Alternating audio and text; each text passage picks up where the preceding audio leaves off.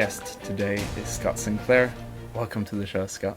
Thank you so much, Robin. I'm really excited to be here. Now, Scott, you are a man of many talents. Along with being spiritual, I've got to know that you like many spicy things. How was it eating a whole raw ghost pepper? One of the spiciest things in the world. Told you that story. Did I tell you that? It was good. It was more fun than anything else. I grew up right next to Mexico, so hot peppers are huge there. And I had a restaurant for 4 years, and that came in our door one day, and we decided to make some super hot sauce, but we had the fresh peppers, and my head chef and my sous chef and I were like, let's try one. And it was probably one of the worst ideas I've ever had. Yeah. So I would definitely not recommend it. It was a lot like just eating pure fire and having your mouth just dissolve into pure fire. Yeah. About settles it. For you, Scott, what do you see is the difference between living a life of unawareness and living a life of awareness? Oh, I think it's everything in life. I think it's like being in an argument and you start yelling at someone and you're going through all these motions and everything's going so fast left and right, and it's just reaction to what this person says and going off what you feel and what you know needs to be said, and everything's going on and it's just so chaotic. And then awareness is just kind of like that moment you stop the argument and you walk away and you're like, what did I just do?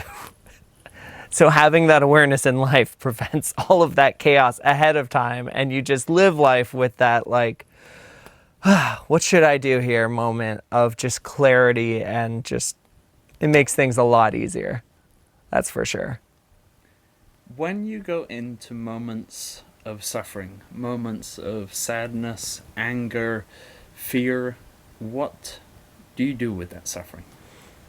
I mean, sometimes I suffer, but I would say a lot of the time I'll do my practices that I've learned at O&O Academy. I'll pause, I'll do the Serene Mind, I'll take a few breaths, excuse myself for a minute and come back and just make sure I'm really acting out of that clarity, because otherwise it's just this reaction, and like I said, back and forth. And that's not something I really want to have in my life. And something I don't think any of us want to have, right? Yeah. So the Serene Mind Practice, how much have you been using it, and how helpful has that been for you? The Serene Mind Practice is absolutely amazing. It's something I do maybe 4 or 5 times a day. And, some days I do it 2 or 3 times, but I always make sure I have it in, because it just gives me that awareness when I reflect on what's really going on inside of me, that allows me to see that, hey, there's something a little bit deeper. And I just get blown away every time I do it, because it's as if you have these amazing revelations about your life, and you just see how what you're going through doesn't really come from this person right now. You're just being triggered by the same thing you've been triggered by 400, 500 times in the past, and you just see that connection. And for me, I feel like I'm able to come back and give that presence to my family, to my friends, to the situation I'm in, to my school, and life's a lot more fun that way. Yeah. So, from your own experience, do you have any examples where you have acted out of suffering and clearly noticed a difference in the sense of things not going the way you wanted it to, compared to when you have serene minded? Do you have any examples of that being effective for you? I would definitely say, in my relationship, that's the biggest one, is whether or not you're actually there when you're talking with someone. Because I've noticed if I'm not very present, I'll just try and be like, well, why don't you just realize you're being angry and take care of it and do it yourself? And I'll realize I get an instant reaction back, as opposed to just really sitting and seeing what my fiance Francie, what she's going through, and just being there with her and just giving my presence. And I feel like, it's not about what happens, but sometimes I can be absent-minded about things, and I've noticed I get a huge reaction. And, in business, it's exactly the same way. Sometimes I've noticed that, especially, so I'm in school, I'm an electrical engineering student. And one of the things I've noticed is whenever I have an exam, when I'm studying for that exam, if I'm not checking if I'm in the right state before I start studying, or if I find that I'm very distracted, I'll be studying the same material. I'll get to the end of the page and be like, what's going on? I totally didn't pay attention to a single word of it and have to go back to the top. Whereas when I'm in the flow, it's like it's fun. It's like it's exciting and engaging, and everything I'm learning is so cool. It's hard to beat that. The way that you're using that sounds incredibly, incredibly powerful. Have you taught this to any of your friends? Have you been able to support any friends living in awareness? Yeah, so we have meditation groups at my home. Well, I actually just moved, so I don't have friends in my new place yet, but we've been there almost a week before we flew here to India. Oh, you just moved. Yeah, just moved. But yeah, in Tucson, Arizona, we had meditation groups. We'd go out to the park and go sit and do the Serene Mind and do the Soul Sync. And it was just fun. I think my friends didn't really know what it was, but they just thought the energy that was behind it was spectacular, and the calm that it brought them was just really nice. And I think it resonated with a lot of them as a practice. And I know for a fact some of them have taken it up as a practice in their life. And I mean, it's hard to beat the concept of wanting to connect to yourself, because it's not something we get a whole lot in the US. We're a very disconnected country. Was that easy for them to pick up on? I know that you came to multiple programs here at O&O, some of which we've done together, which has been great fun experiencing with you. Oh, yeah. Very much so, very much so. How long time, like how quickly were they able to pick up and understand and start using the Serene Mind, for example, for themselves? See, the Serene Mind isn't about understanding. It just feels right. And I would say it took them 3 minutes to figure that out. It took them doing it once to be like, wow, this is powerful. This is an unbelievable practice, and this is something I'd want in my life. It's just, it just feels right.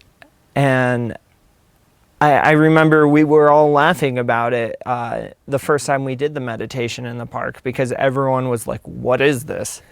And it was a cool group. I think there were 25 of us came that day, and it was just, very new for almost, I don't think anyone there had ever meditated before, maybe one person there. And so it was a really great experience. Mm.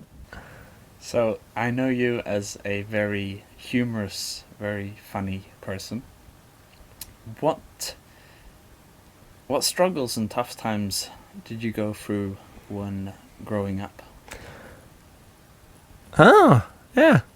Well, you don't just get funny. Funny comes from tragedy, I think. I had, 7 close deaths in my family by the time I was 13. I would say growing up was really, it was a mixture between a painful experience and just a realization that life is what life is. And I think it helped me mature a lot, and I think it helped me grow a lot as a human being. But I think it also caused life to be, I started questioning a lot more about life, and I started always wondering in the moment, what was okay and what wasn't. But I would say that, I had a lot of depression growing up. I had a lot of anxiety, but I always had a sense of humor. I think it's something that I think is very important in life, because it lets you break through those tensions, because it wasn't just me going through a hard time. The people in my family were going through a hard time too. and I didn't want to be unable to help them out. So I think having that sense of humor was my form of contribution. And, you know, I think at first it came from a place of suffering and I had to be funny all the time. And one of the things I really like from this work is it's really given me more of a serious side. And it's really given me less that I have to be funny and more like I love being funny when I'm being funny, like more connection to that side of myself. But yeah. So, you recently had to close your restaurant, Yeah. Ionic Pizza, that also happens to make very funny YouTube videos, and you have now started studying electrical engineering. Yeah. In between all this, your grandfather died. Yeah. And I think for most people going through that, they would have a very tough time doing that. Yeah. At the time, you had the wisdom from O&O. How was that for you? It made not just a huge difference, but it made a world of difference. I had been working on my restaurant 2 years before we opened it. I actually partnered with my grandfather to make this restaurant, and he died a few months before we closed it. And it was tough, but it was really amazing to be able to not just take the time, but be able to give him that presence that wasn't about me, but make everything that was going on about him. And, you know, my mom does this work with me, and we got the whole family together, and we just really were able to give him the send-off he deserves. And that was it's worth all the world. It's more like a party than a passing. I mean, it was really just beautiful. And I feel like we brought that same level of gratitude and presence into the company. You know, we took all the employees and all of the customers there, and we just really realized how important they were to us and how beautiful they were to us and how much people in our city loved the restaurant. I mean, we had so many customers. We would make 600 pizzas a day easily.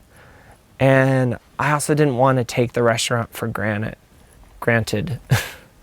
I didn't want to take the restaurant for granted. And that was something that these teachings were able to help me with, is just see how I really felt about it, so that way I could come back with what I really wanted, which was just to enjoy, you know, my restaurant while it was still there, and enjoy the process of closing it down, and enjoy the process of signing up and going to school. Right when I started school, the first thing I did is I'm like, well, I'm a little bit older and I have, you know, a lot of experience working. So I started a study group, and, you know, it's just like 5 kids, or 5 young adults or whatever.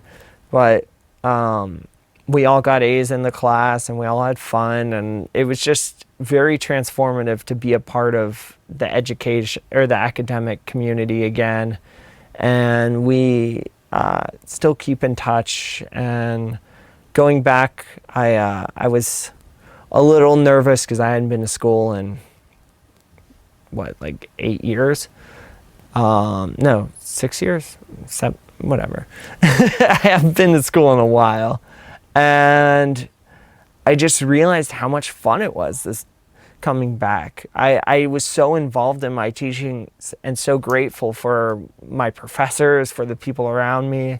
Like, the whole illusion of thinking of what school was just gone, and was left with this reality that was so beautiful. And, you know, I'm a 4.0 student now. I have perfect marks in everything I've done, and that was the furthest thing from what I've ever done. I've never really given an effort to it in my life. And how much of that 4.0 do you think is down to you living in a beautiful state? 4 of it. Wow. Yeah, no, I would go to my exams just dancing, because I knew that I had studied my, butt off, and I knew that I was so excited to see what I had learned and to test myself on it. And it wasn't about it was like the teachers were giving a gift of just challenging myself, and I was up for the game, because how else were you going to see it? Oh my God, life is doing this to you. These teachers are so terrible. They're giving all of these exams. No, they're there to help you grow. And I was up for the challenge, and I'm still up for the challenge. And I'm very excited. You know, I'm hoping next year to transfer into one of the top colleges in the entire nation for electrical engineering. And, you know, I'm so blessed to be